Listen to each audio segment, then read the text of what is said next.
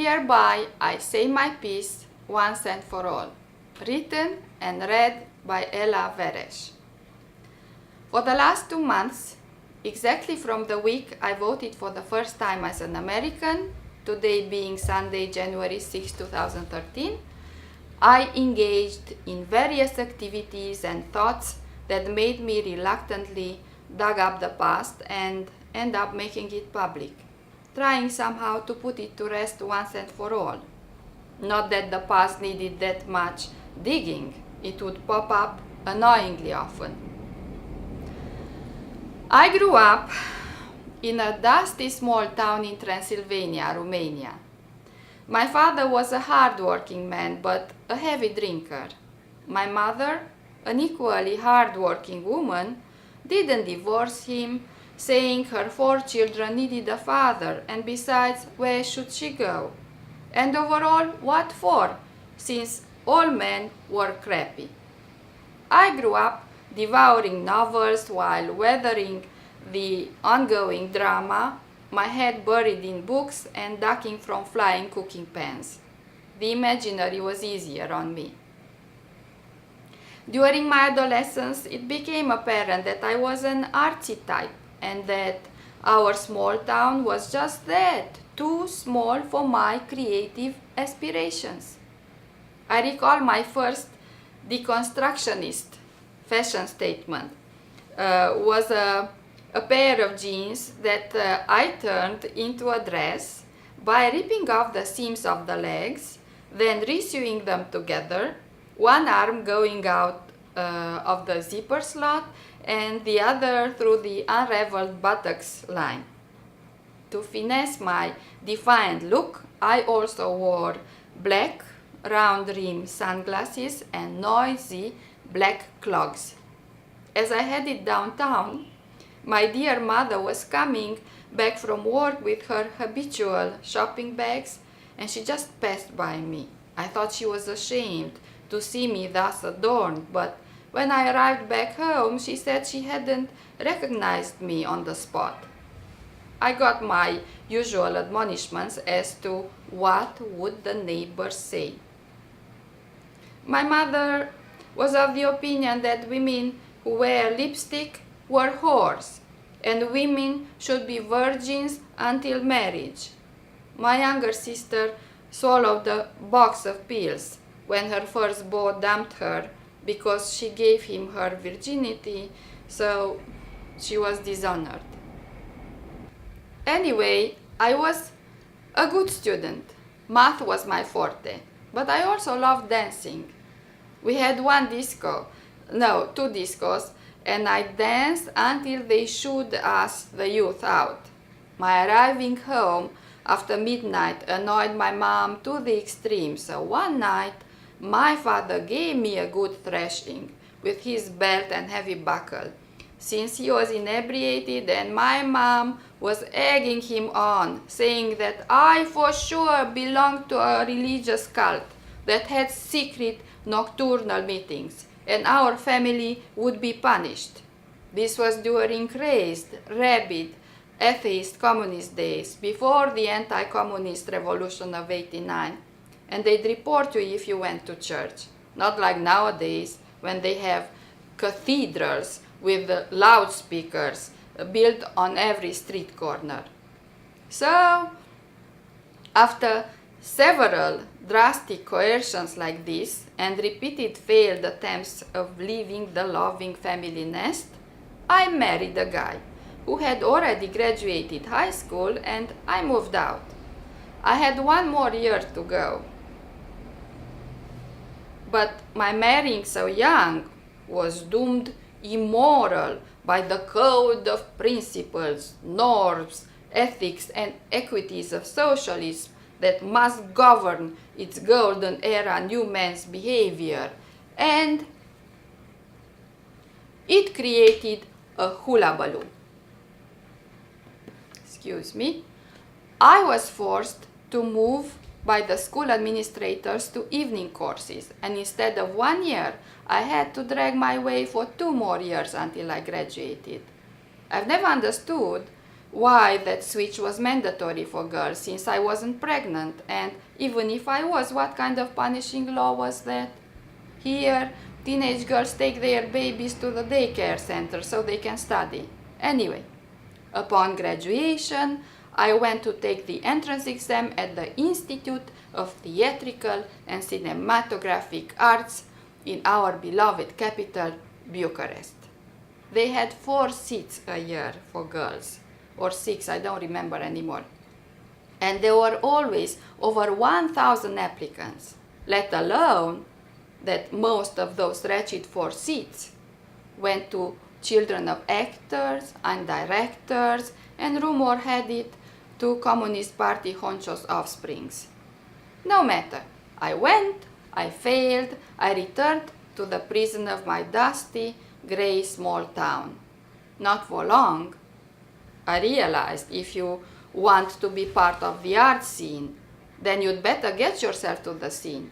For that scene was for sure not in my town that had only 2 dilapidated movie theaters. Plus, I read in Cinema, our national magazine, what a Romanian movie star who was born in a small town nearby mine said in an interview. Let the aspiring youth come to me. So I took him on that. Surely he understood me. Thus, one fine day, I told my husband it's time to go to the capital. He kept postponing, so I took off, hoping he'd catch up with me. Nope. I set myself in a cheap hotel and proceeded to go to the theaters and figure out how I should let the movie star know that I needed his help. I needed acting lessons. I figured out which theater he worked at, and one fine day, as I waited for him at the back entrance at the end of his rehearsal, someone looking vaguely like him on the silver screen, walked out of the theater. He was a shrimp, had dirty clothing, and his hair was stringy. But I called his name, and he turned back. I told him my mission. He said, great. He'd tell me pronto, after a quick test, if I had talent, because he liked my looks and wanted to have sex with me. I was stunned. I mumbled that I loved someone else, but no matter, I gave him my hotel phone number. He called the next morning, asking what I actually wanted from him. I repeated my piece. Looking for an acting coach, not sure if I had talent since I failed the exam. He said I should come the next day after rehearsal. I counted the hours. My destiny would be decided soon. Meanwhile, since I was running out of money, I had to rent a room, so I went with the newspaper ads in hand to see some possible places. I got lost, and one guy in the street gave me directions, and then hearing my story, he said that there was a room for rent in the house he lived. My lucky day! I could move in that very evening after he got off work. Great! We'd meet at the back entrance of the theater, and after my conversation with the movie star, he'd help me with my suitcases from the hotel. Well, I decided to dress for the artistic appraisal with clothing designed by creative me. I put on a long yellow t-shirt, striped yellow and black leggings that I made by sewing 2 leg warmers together, the kind strictly soccer players wore, and yellow plastic clogs.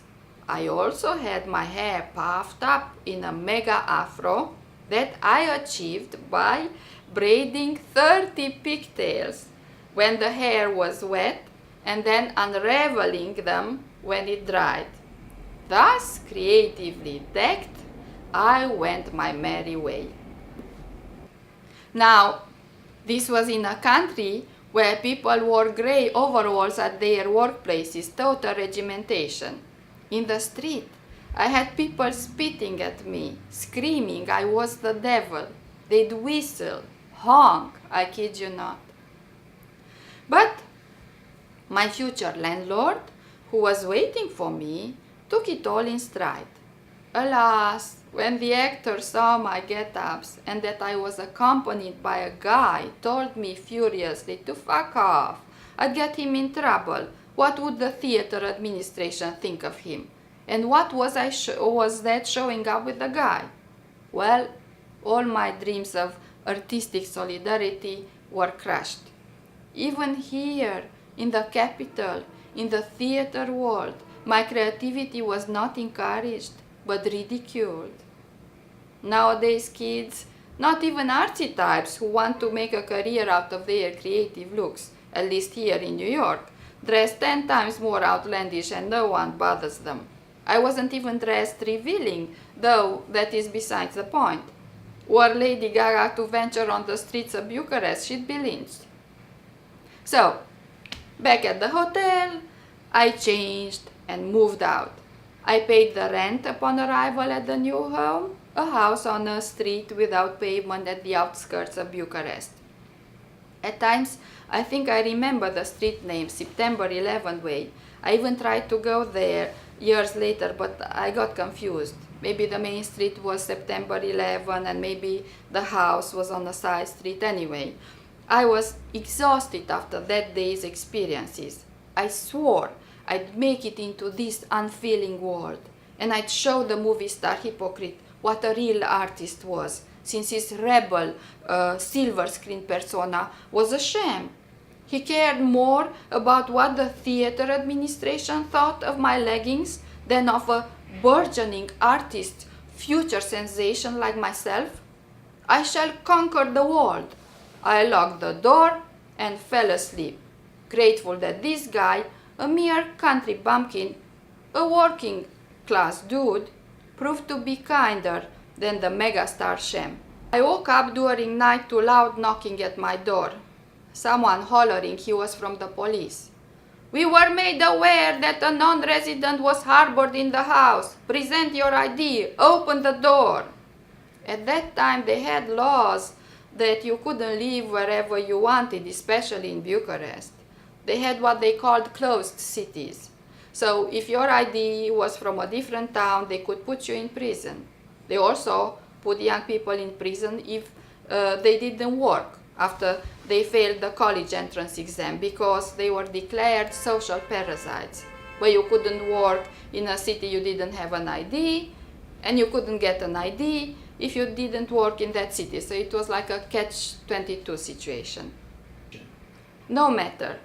I refused to open the door. The landlord started whining.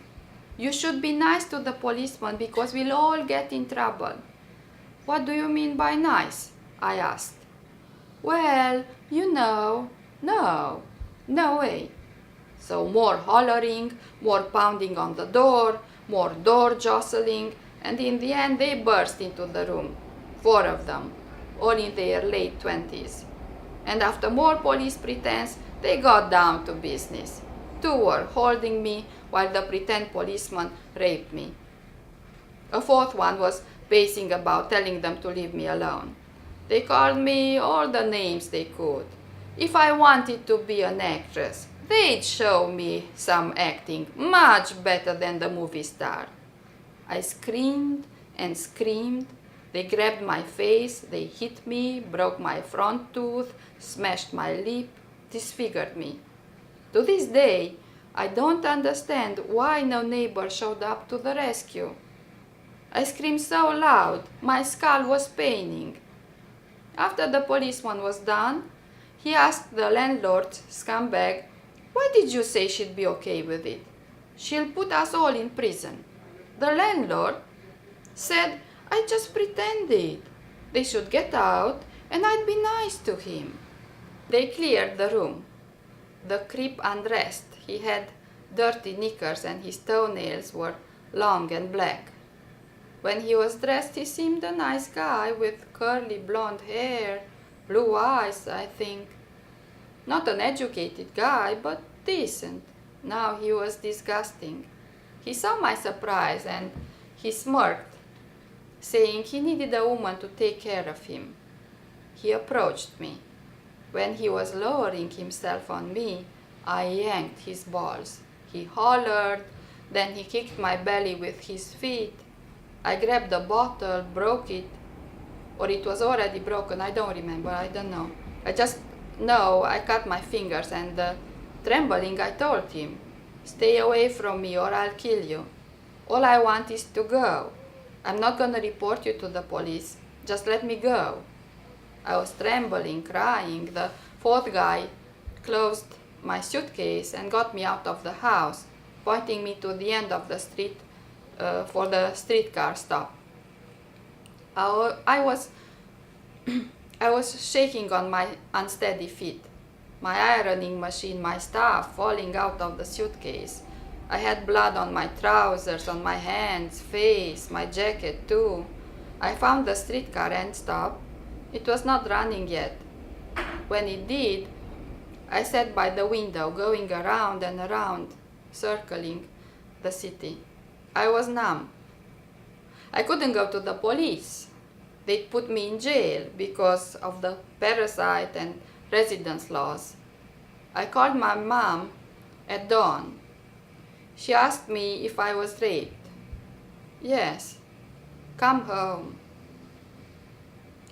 The only train was in the evening. All day long, I rode on the streetcar, cold and hungry.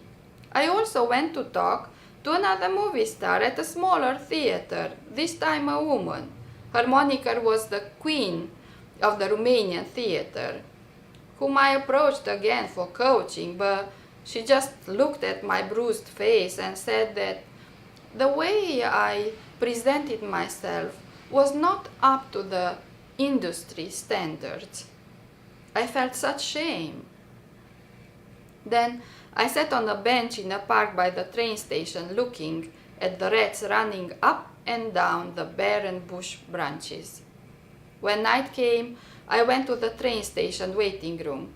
A peasant woman with a babushka looked at me in amazement and wagged her head, asking me what in the good Lord's name has happened to me.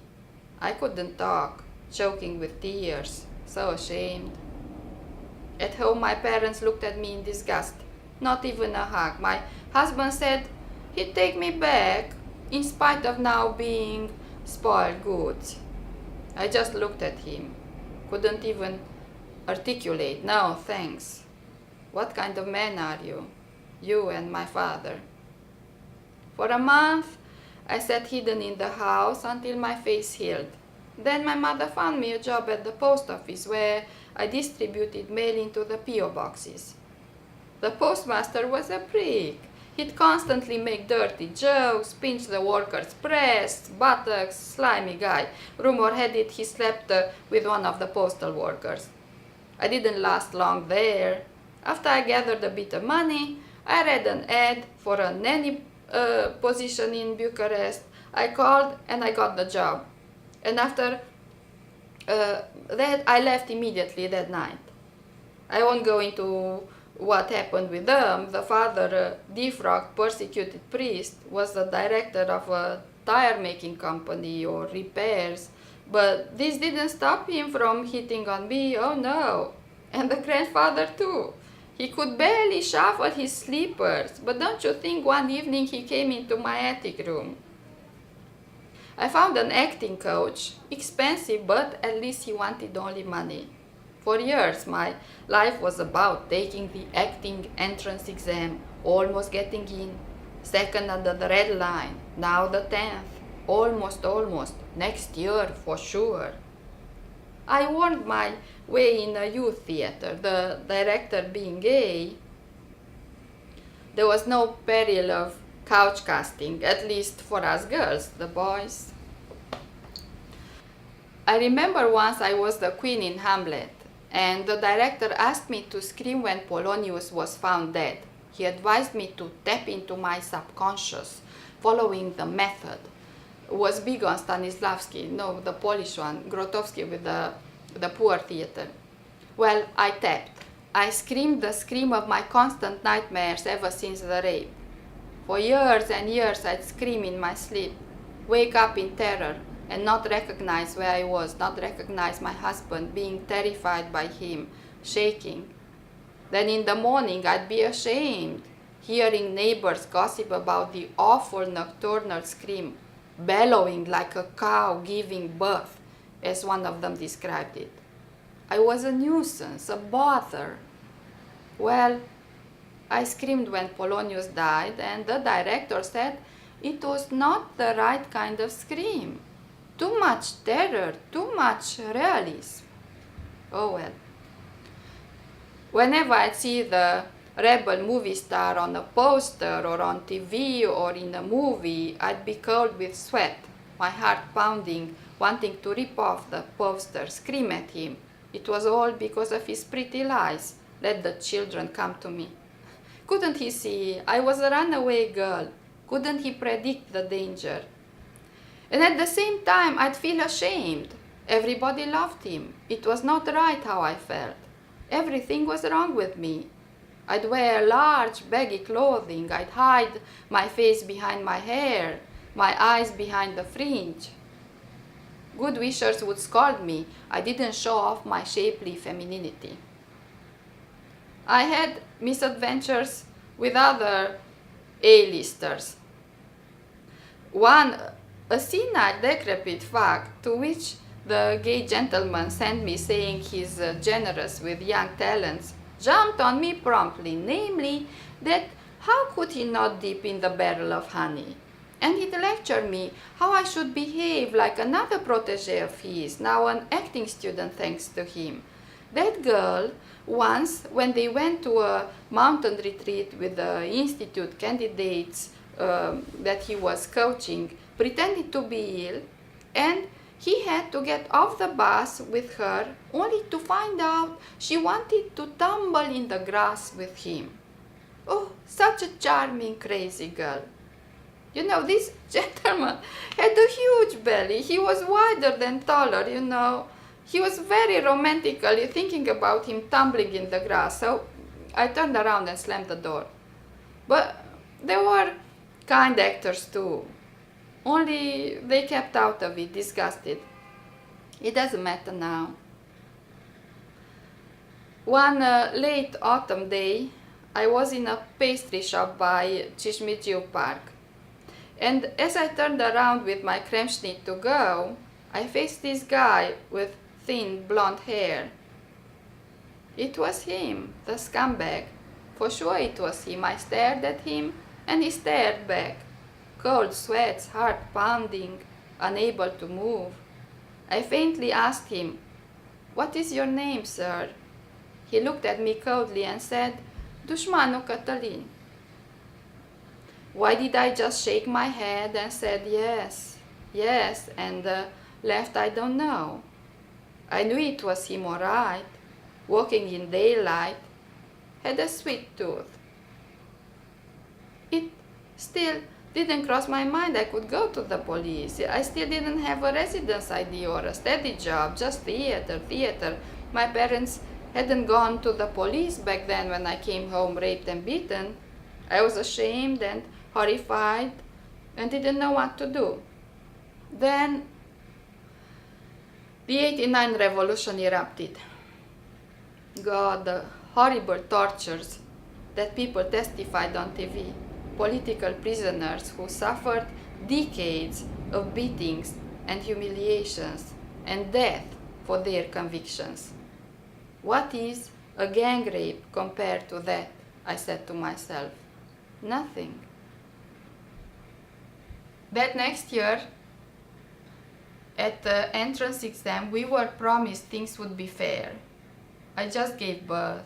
My breasts were dripping with milk. I was in pain from the cut the doctor made in me so the baby's head could come out. Well, we had to take an athletic ability test to jump over a hobby horse. You had to open your legs widely to jump over it. So I told the examiner, a stuntman by training, I couldn't jump it even for $1 million. I barely gave birth. He hollered at me. Didn't I know where I was? This was the Institute for Theatrical and Cinematographical Arts. And he gave me the equivalent of an F. Slammed me. I often wonder if the great Romanian tragedians were also required to jump the hobby horse to enter the damn institute. Then came the improvisation test. I don't even remember what I was supposed to improvise, some gimmick, because who was on the entrance exam commission? There, 3 feet from me, sitting with his legs sprawled nonchalantly in the dark behind the spotlight. Of course, the rebel movie star, the top billing outlaw. I wanted to scream at him. You have no place here. You are a predator, a liar, a Communist Party line tower. You have no right to decide my fate. But I didn't say a word. I went through the motion. But I didn't say a word. I went through the motions trying to improvise something, somehow, with the mirror, idiotic games. They told me later, my acting coach then knew one guy who was on the committee, that I behaved like I didn't want to be there. And why would I want to be there? Life took me to a different country as an undergraduate student. I also worked as a journalist with English language papers. When I was assigned one day an interview with our movie rebel since he started a company that performed in English and was about to come on tour. Oh, how he ass-kissed. All through the interview, I wondered if he remembered me. An imposter. The editor split with laughter when he read the arrogant idiocies I taped. We killed the story out of pity. Let the nation have heroes. Then he died. Liver cirrhosis. The country in tears. Our rebel left us alone. Go to hell. And yet I felt, what's wrong with me? This is one of our national heroes. What's wrong with you, woman? Nothing, nothing. Speak kindly of the dead. Then the internet took over my life. Information explosion, self-help craze, feminism, reclaim your sexuality, reclaim your dignity, reclaim your life. I wrote, oh how I wrote, a play about the gang rape, no sob stories please. Then a book of erotica, my mad carnation, with rather violent fantasies. I bestowed them upon unsuspecting audiences, upon innocent readers. Then, horrified of submitting them to my nightmares, I hid them in the deep drawer. I asked my parents why they never took me to a doctor. I could have been pregnant. Why no police report? Something. They scoffed irritated. What would have been the use of that? Nothing. Police does nothing. The town would have put me to shame. I was spoiled goods. And the way I dressed, well. They had told me not to go to Bucharest. It was full of criminals. They told me to switch to taking the entrance exam to the language and literature department. My private acting lessons had cost them a fortune. My father could have bought a car with that money. I had various depressing causes I worked on, altruistically helping people eradicate this and that, alcoholism, racism, stigmatization, so on. I associated with angry people who wanted to change the world, but in the process, they'd be surrounded by misery and powerlessness. I busied myself with anything but unearth my deepest story, which I do it now. Did I date? Oh, sure, I dated. But usually guys who in the end would prove predators, wolves in sheepskin. And I'd retaliate. Brilliantly, I'd retaliate. I helped an ambassador gentleman getting exiled in the bottom of the Russian Georgia to milk cows. I had rights and I learned how to exercise them. I was proud that I wasn't a poor, dumb runaway girl at the hand of rapists anymore. Until this fall, when I realized that this guy, you know, he was an asshole, but he hurt me, he deceived me, and I dished out grandly. But in the end, I somehow felt bored and tired of it all. the same kind of guy, the same nice Ella, till one fine day she's not nice Ella anymore. She's the angel of justice, hacking the dragon with her sword of fire. For years I watched Law and Order and Criminal Minds and other such concocted crime series, since for the length of the show good prevails and bad is punished. On that night in Bucharest, I was at the wrong time, wrong place, wrong people, that's all. Rape will never happen to me here in America. Here the system of justice works. Romania, communism sucks. Well, suddenly all those hours of watching crime concoctions were humiliating.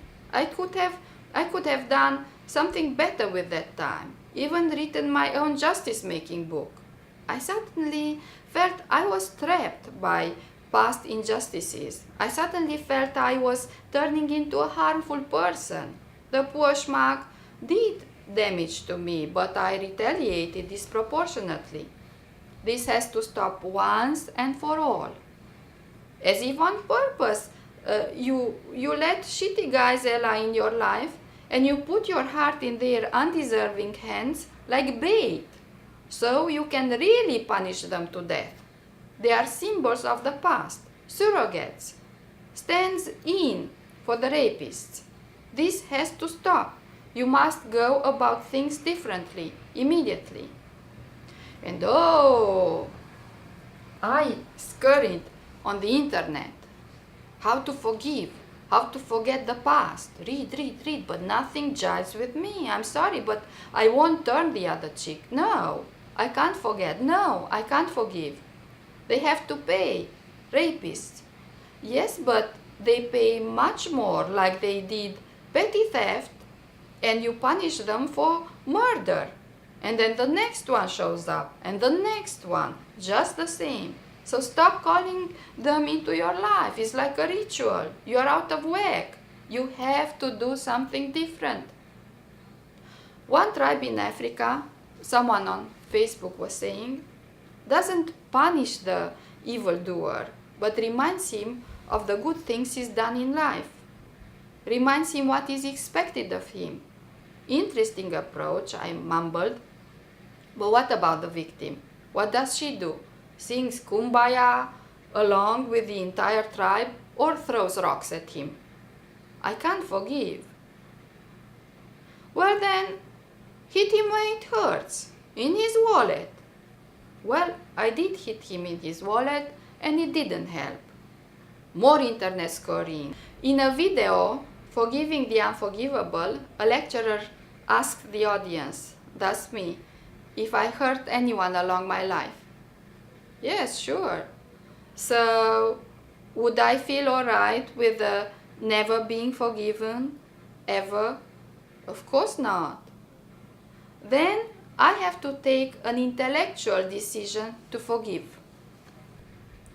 I never tried it before. I shall do it for a change. Take a leap of faith. Doctors keep on saying that not forgiving is bad for your health, your blood pressure, your immune system, so shut up. I ride my schmuck. I ask forgiveness for my share in the mess. I take responsibility for my not standing up for myself and giving in to your obvious lies. I accept my share in the damage. Well, don't you know, for a few hours before I go to sleep, I feel buoyant. I feel sexy. I feel hip. It might work, this new forgiveness trick they kept on talking about. But the next morning, I'm all upset. The schmuck is supposed to ask forgiveness too for the mess and hurt he did to me. He's supposed to ask forgiveness too. Oh yeah? He doesn't even bother to respond, not in a million years. Well, Ella, why do you turn around? You said you did it for yourself. God, but it's not good. It's not good at all. I consult with wise friends. One says, you know, in the Eastern philosophy of karma, both victim and perpetrator are guilty. What? Yes. That This was called upon you because of your previous trespasses or your ancestors. It hurts. How should I know what evil my ancestors did to people? I was raised to be a decent person. I've assumed it's because all my family is decent. This sucks. This is all over blaming the victim. This is terrible. I talk to more people. One comes up with the idea that I need a ritual of healing, like psychodrama, the opposite of gang rape being group sex. I should become polyandrous, do it with 2, 3, in my case, 4 loving guys that are gaga about me. Man, it's hard enough to find one, let alone 4. But don't you think I researched the idea? Oh my God, there are communities in India and some islands where brothers are married to the same wife, but comes out for economical reasons since they can't afford the dowry to buy 2 wives. So she cooks and washes dirty shirts for 2 husbands. Great. No love in this. Group sex is done when on LSD or under the influence, the 60s, the hippies. There's no healing love in this kind of activity. Healing rituals are not for you. But you have to do something. Perhaps I should ask forgiveness to the scumbag rapists. Whatever I do, I can't change the past anyway. I'll always be a loser trying to change it, so I'd better take responsibility for my part in the mess, such as following your teenage dream, dressing unusual. Go to hell. I won't ask forgiveness from gang rapists. No. You should. Just try. You don't know. Maybe it helps. What do you lose? You should. No. And then, bang. End of December, on the news, 6 guys from the slums of New Delhi gang rape a student on a bus riding in plain view on the streets of the city. And the police don't do much about it. And then people get out in the street and have candle vigils and protests and want change. They don't want the current whooping statistics of rape any longer. They demand change. They demand punishment. Well, if in India, where they believe in karma, they ask for punishment, well then, how should I ask Christian forgiveness from my gang rapists? Never. It's New Year's Eve, and instead of preparing for the party, I cry in front of the computer screen. In my country, I deserved it. My friends here say I should look at the bright side. Perhaps I can now sympathize with other rape victims. I can lighten their burden. I can tell them there is life after rape. Mine is a success story. Is it? I stare at the computer screen and cry uncontrollably. No one did anything. Nothing. They did nothing. Perhaps there is another woman in Romania or wherever she ran far away like me, who was raped there, and she too cries in front of the computer screen, decades after the crime. Perhaps we are together, perhaps... No, nothing. I want to know what the Romanian media says about the Indian tragedy. Not much, not much. One asshole even comments that women should stay home, not walk about at night. She deserved it. Another reader replies that such comments are primitive. Is he, by chance, a brother of Vlad Nicolae, the serial rapist? So I scurry, Google Vlad Nicolae. Last summer, Vlad Nicolae raped and murdered a Japanese student who arrived at the airport in Bucharest to teach Japanese in a town away from Bucharest, and this Vlad Nicolae lured her into a taxi, and the taxi driver deposited them by the woods, where Vlad Nicolae raped her, robbed her, and killed her. The outrage is that Japanese people, who seem to be held in high regard by the reader commentators, might think all Romanians are like this Vlad Nicolae, a mere illiterate gypsy. Maybe They don't think much about India because gypsy people came from India and they are all a terrible pest, ruin the image of Romania wherever they go, Romanian nationalists complain. But as I read, it comes out there were other victims before this poor Japanese girl, but the authorities did nothing when one of them died, and another one who was assaulted complained and even provided an object, a nail that he scratched, the Vlad Nicolae scratched himself in, that could be tested for the rapist's DNA. She even offered to pay herself for the test. Were the authorities not to ignore these poor women's tragedies, the Japanese girl would be alive because the guy would have been in prison. But the poor women before her were old and disposable. They were not cute Japanese girls. I swear, this is how the Romanian headlines read. Look how cute the murdered Japanese girl was. The Japanese press correspondent showed up to conduct his investigation but was stonewalled by the Romanian authorities. He pointed out the tragedy could have been prevented. What was the taxi driver thinking dropping her by the woods? What were the authorities thinking ignoring the previous victims? What was the organization that invited her to Romania thinking to let an innocent, inexperienced girl on her own at night in the jungle of the airport? What was the airport safety team thinking, letting such unsavory characters like the rapist ambush the travelers? And I think about the past. Yes, what was the theater community thinking, letting the Theater Institute operate in that dishonest, nepotistic way, so that young people should be submitted to such humiliations as the sham of the entrance exams, their youth and talent thwarted? What were the neighbors on that dirt street thinking when I was screaming and no one came to help me? What were the people of Bucharest thinking when they saw my wounds and bloodstains and didn't ask anything? At least now I know what my parents were thinking when they didn't report it to the police. Police do nothing. Today, 2013, when Romania is a democracy, the prosecutors responsible for letting this serial rapist go free were not put in prison, but were merely demoted, and that's that. As I read, I realized I should have made this testimony many years ago. I should have said my piece publicly many years ago. I never had the guts to. I let shifty guys in my life instead to have someone to extract an ounce of justice from. I should have made this testimony against my country of rape many years ago. But the shame, what the parents would say and what for?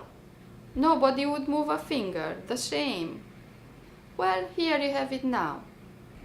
As I surfed the internet, I came across girls who organize themselves in Bucharest and tell the world that every 4 hours a woman is raped in Romania.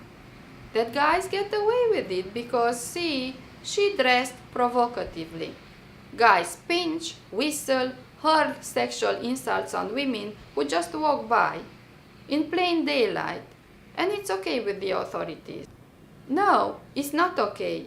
I live now in New York City, and never ever has a guy done this to me here. They compliment me on the street, my dress, my shoes, my sense of color, my smile, but never harass me. Yes, there is domestic violence, but we have shelters where women can seek refuge. We can file a police report and the court grants us an order of protection. And then if the stupid fuck doesn't abide by the law, he goes to jail. I said my piece. If you think you can use it to improve lives and policies, please do so. At times, I wonder with all the computerization whether it would be easy to find out where that scumbag Cătălin Dușmanu is, though I assume the law can't prosecute him and his gang for a crime so long ago. Year after year I was silent, thinking it's too late now, but with each year, it's one more year too late. I've said it now, so I won't take it with me to the grave. And I have no expectations. Though I ask myself, who was responsible for the fact that there were so few seats at the Theatre Institute in the 80s? The Ministry of Education? They deserve to be taken to court, with the Romanian state in tow. Here, if you want to be an actor, sure, study. You are given all possibilities. So, you see for yourself if you are good at it. If not, you drop the ball yourself. I never understood clearly why Ceausescu, our dictator, hated artists. Were we thought dangerous, subversive? There were so many talented youth, and they were struggling, tortured, stolen lives. Only those youths were not taken into account as victims of the oppressive communist system like the political prisoners were, so that their suffering would be acknowledged at least. But they were victims of the cultural policies and communist corruption. I'm thinking I shall write to the studio too, even if they'll scream that I want to desecrate the memory of the rebel movie star, to besmear the Theatre Institute because of the frustration of my failure to enter the institute. But let them think and say whatever. Please, me a failure because I didn't study under those mediocre, spineless scumbags that were all over TV reciting shitty patriotic poems to aggrandize the dictator and his creepy wife. And those who didn't tolerated him. Privileged profiteers. I assume many of them are dead by now, retired, sick, not worth the bother. And I do have a lovely artistic life now. I've done things here I never dreamt I'd be able to back in Romania. But I just wonder that no one said anything after the revolution.